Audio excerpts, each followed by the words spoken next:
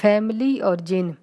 ایک عورت ہوتی ہے، اس کے 2 بچے ہوتے ہیں۔ وہ عورت اپنے شوہر سے الگ ہو جاتی ہے اور اپنے دونوں بچوں کو ساتھ لے کر ایک گھر میں رہنے کے لیے جاتی ہے۔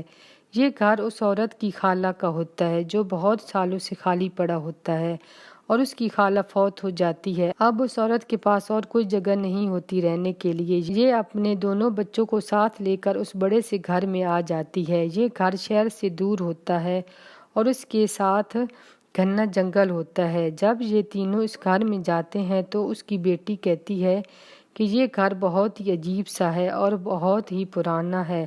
تو اس کی ماں کہتی ہے کہ شکر کرو یہ گھر ہے، اگر یہ نہ ہوتا تو ہم کہاں جاتے۔ وہ تینوں اپنا سامان وغیرہ وہاں رکھتے ہیں اور گھر کی صفائی کرتے ہیں۔ پھر رات ہو جاتی ہے، وہ تینوں تھک کر سو جاتے ہیں کیونکہ سارا دن کام کر کے اور سارے گھر کی صفائی کر کے وہ تھک کر سو جاتے ہیں۔ پھر جب آدھی رات ہوتی ہے تو اس گھر کی سب چیزیں گرنے لگتی ہیں اور سارے گھر میں آوازیں آنے لگتی ہیں کہ جس طرح سے کوئی گھر میں چل رہا ہو اور دروازے بند اور کھلنے لگتے ہیں۔ یہ سب دیکھ کر تینوں ڈر جاتے ہیں اور خاموشی سے گھر کے اسی کمرے میں بیٹھے رہتے ہیں جس میں وہ سوئے تھے۔ ساری رات اسی طرح سے گزر جاتی ہے۔ پھر جب صبح ہوتی ہے تو تینوں کمرے سے باہر نکلتے ہیں تو دیکھتے ہیں کہ ان کا سارا سامان ہر طرف پڑا ہے اور جو انہوں نے صفائی کی تھی وہ بھی اسی طرح سے ہو گیا جس طرح سے پہلے تھا۔ یہ دیکھ کر تینوں ڈر جاتے ہیں کہ اس گھر میں کوئی جن ہے۔ پھر اس کی بیٹی کہتی ہے کہ ہمیں اس گھر سے چلے جانا چاہیے۔ تو ان کی ماں کہتی ہے کہ ہم یہاں سے کہاں جائیں گے، سڑک پر رہنے کے بجائے اس گھر میں تو رہ سکتے ہیں۔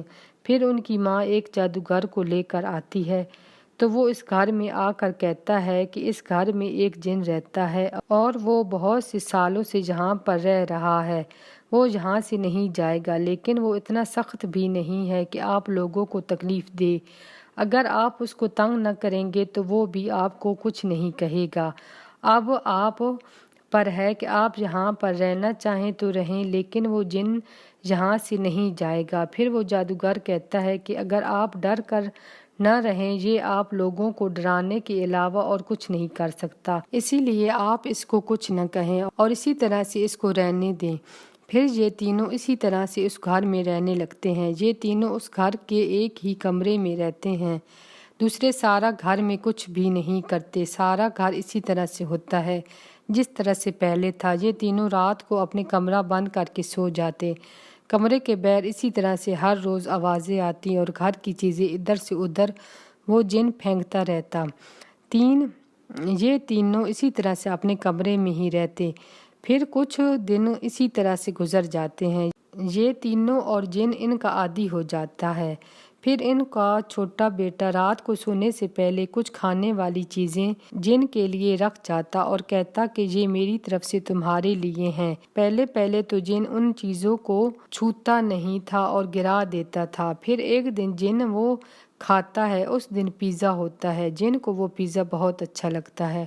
پھر اسی طرح سے وہ بچہ ہر روز کچھ نہ کچھ کھانے کے لیے رکھتا اور وہ جن کھاتا تھا۔ پھر اس جن نے گھر میں شور کرنا بند کر دیتا ہے اور خاموش ہو گیا۔ ایک رات جن نے سارے گھر کی صفائی کر دی۔ جب یہ تینوں صبح اٹھے تو ان کو یہ گھر لگ ہی نہیں رہا تھا اور یہ وہی گھر ہے۔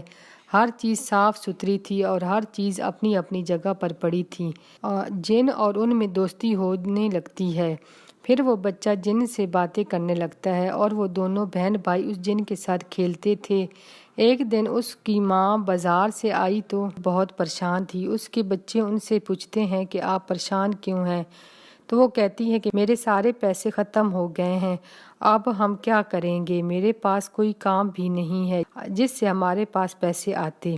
جن بھی ان کی باتیں سن رہا تھا۔ پھر جن ایک انسان کی شکل میں آتا ہے اور کہتا ہے کہ میں آپ کی مدد کر سکتا ہوں، میرے پاس بہت سا خزانہ ہے، میں 100 سالوں سے اس گھر میں رہتا ہوں۔